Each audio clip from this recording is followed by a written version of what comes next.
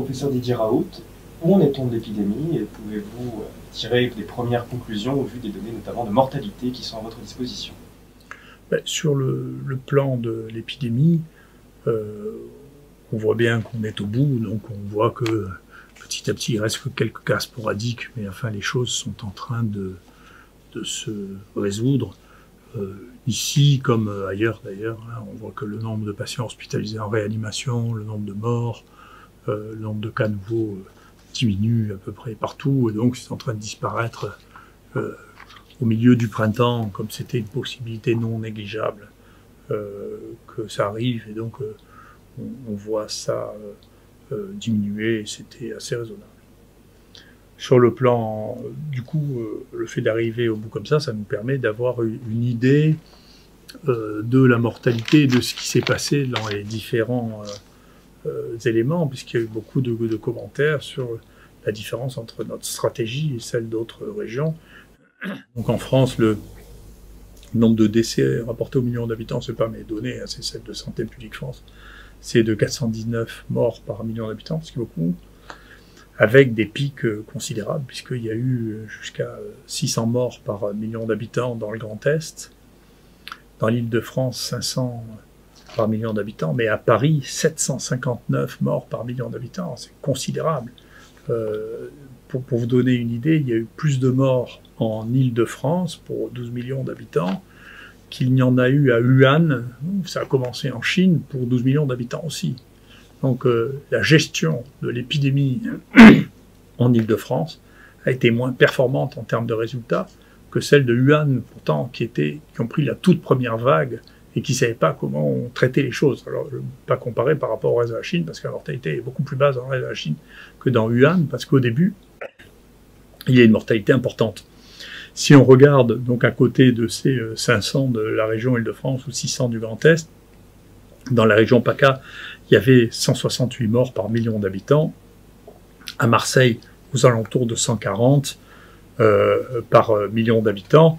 Et puis je vais vous montrer les données plus spécifiques de celles que l'on a eues ici, qui font partie d'une très grande série que l'on a fini d'écrire, qui est la plus grande série mondiale sur l'étude du Covid, pour lequel on a une mortalité extrêmement basse, puisque avec notre protocole thérapeutique, on a une mortalité de 0,5% des patients infectés, donc c'est extrêmement bas.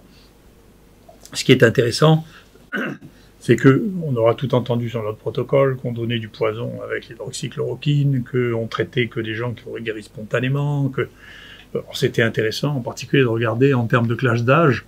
Et donc ce que l'on voit, vous voyez, en Chine, c'est que toutes les classes d'âge ont été touchées. Bien entendu, le facteur le plus important, c'était d'avoir plus de 70 ans,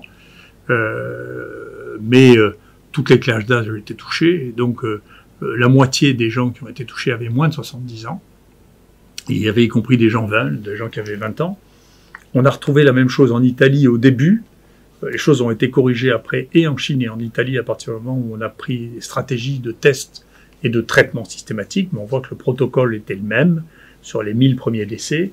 Et on voit que dans le Grand Est et dans la région parisienne, il s'est passé comme en Chine ou en Italie au début, c'est-à-dire quand on ne fait rien, quand on ne détecte pas systématiquement et qu'on ne traite pas systématiquement, on a exactement les mêmes profils de mortalité, c'est-à-dire ils se ressemblent exactement, c'est-à-dire et du coup on a de la mortalité chez les gens jeunes et on a une proportion très importante de gens qui ont moins de 70 ans qui meurent. Nous, dans notre travail qui vient d'être fini, vous voyez, dans la série des gens qui ont été traités dans l'IHU, avec notre traitement ou sans notre traitement, vous voyez qu'il n'y a pas de mort en dessous de 60 ans, il y en a 2 de moins de 70 ans, et puis si on regarde la nôtre de cohorte traitée par hydroxychloroquine plus azithromycine, eh bien il y a 1 mort de moins de 70 ans en tout, qui avait 61 ans. Et donc ça c'est vraiment une preuve matérielle du fait que bien sûr, au contraire, on disait qu'on traitait trop de jeunes. Vous voyez qu'on a bien fait de traiter les jeunes parce que les jeunes ne sont pas morts ici. Donc c'est une chose très importante. Hein. Et ça fait une grosse différence de n'avoir, nous, on a plus de la moitié des cas qui sont morts ici avaient plus de 80 ans.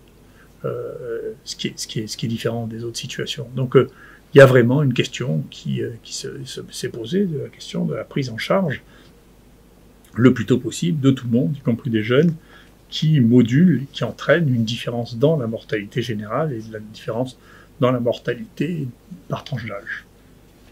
Prenons deux grandes villes françaises, par exemple Paris et Marseille. Pouvez-vous comparer les données de mortalité de ces deux villes?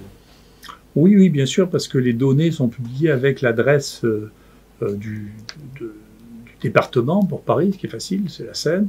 Et puis pour Marseille, on a des données qu'on a croisées entre l'Agence régionale de la santé et ce que nous, on avait des hôpitaux. Et donc la mortalité de Paris est plus de 5 fois supérieure à celle de Marseille. C'est-à-dire que quand il mourait une personne à Marseille, il en mourait un peu plus de 5 à Paris quand même. Donc ça fait quand même une grosse différence. Et on voit que c'est pas parce que les gens étaient plus âgés, qu'il y a des jeunes qui sont morts en Île-de-France, que donc il y a une grande différence dans la prise en charge, ce qui doit amener à se poser des questions très sérieuses sur la gestion de l'épidémie dans cette partie de la France. Pensez-vous que les tests sérologiques vont pouvoir avoir un rôle, une utilité dans la lutte contre l'épidémie? Et sinon, à quoi vont-ils servir? Pour l'instant, je peux toujours changer d'avis, parce que je ne veux rien prédire, mais pour l'instant, je ne vois pas l'utilité pour lutter contre l'épidémie, parce que les taux sérologiques sont très bas, sont de l'ordre de 3-4% ici à Marseille. Ils nous ont été utiles pour évaluer le risque qu'a pris notre personnel à accueillir tous ces malades, puisqu'il y a 6000 patients infectés qui ont fini par passer par ici, pour voir si ils avaient pris des risques en traitant ces malades. Et donc, le taux de séropositivité de notre personnel, y compris ceux en contact avec les malades ou en contact avec les virus au laboratoire, est très bas. Il est de l'ordre de 3,5%, c'est le même que la population extérieure. Et donc, il n'y a pas eu de risque pris par les gens qui étaient au contact des malades. C'est un travail qui confirme ce qui a été trouvé en Espagne, où il y a une très grande étude sur plusieurs dizaines de milliers de gens qui ont été testés sérologiquement, qui montrait que les gens qui étaient allés au travail comme d'habitude étaient plutôt moins infectés que les gens qui étaient restés confinés, ce qui montre que le confinement sans tester les gens présentait un danger. Il fallait confiner des gens éventuellement qui étaient tous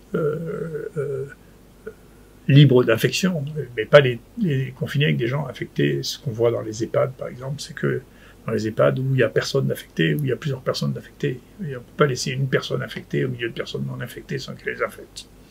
Et enfin, pour le reste, je ne vois pas trop à quoi servirait, en dehors de situations d'études épidémiologiques ou d'évaluation des méthodes que l'on a de tester systématiquement la sérologie des gens. Je pense que ça n'a pas d'importance. On ne peut pas, à mon avis, prendre des mesures basées là-dessus. Voilà. Pour l'instant, en tout cas, je ne le vois pas. Merci.